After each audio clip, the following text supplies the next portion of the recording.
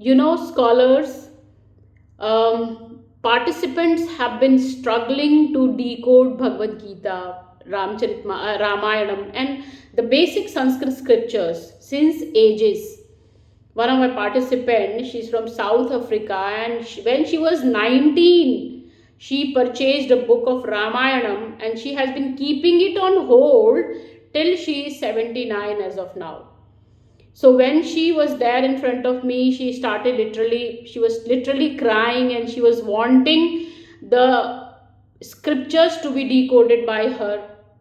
So where is the problem? Why people struggle so much in learning Sanskrita, and why can't they decode the Sanskrit text so easily? So the query of this problem is, the solution of this problem is that if we qualify these three stages, then we can decode the scriptures easily without relying on any interpretations in Hindi or in English or any regional language, because most of the interpretations are highly subjective, and in most of our cases that doesn't make sense. So if you want to get back to the root of all those Sanskrit scriptures, what do we need to do? We need to qualify three important stages in Sanskrita.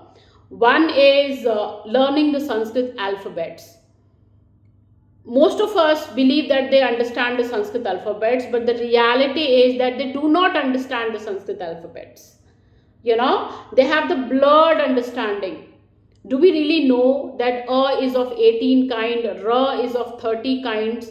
So unless and until you evolve upon those letters properly, how you will get the insight of those scriptures? So the first responsibility as an academician, as a learner, would be to be more specific and not to have a blurred understanding upon those letters, to have a full-fledged understanding on Sanskrit letters. That is how we will academically evolve. The next stage is that understanding the linguistic root of those words.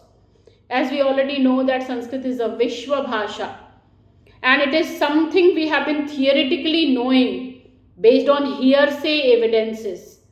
But if we get into the grammatical root, the grammatical intricacies, you will realize that Sanskrit is literally the Vishwa Bhasha.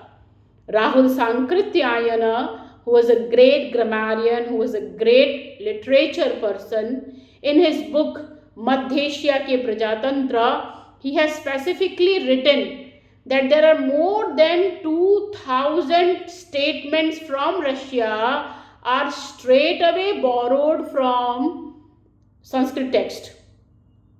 So it is our responsibility to get into the linguistic root. Then we will evolve. For that, grammatical understanding of is very, very important.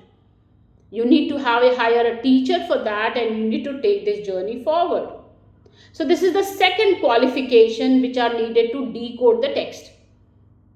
The third qualification is conversational Sanskrit, where we learn to converse in Sanskrita, statement creation, Vakya Sanrachna. Like for example, we started with simple statement creation, where we are using noun or pronoun, clubbing it with verb, depending on the different tenses. Like for example, Ramah Pathati, Sita Gachati, Sa Shranoti. So these are the small Sanskrit sentences, and we'll start learning and we will see how progressive we have been within a stipulated time.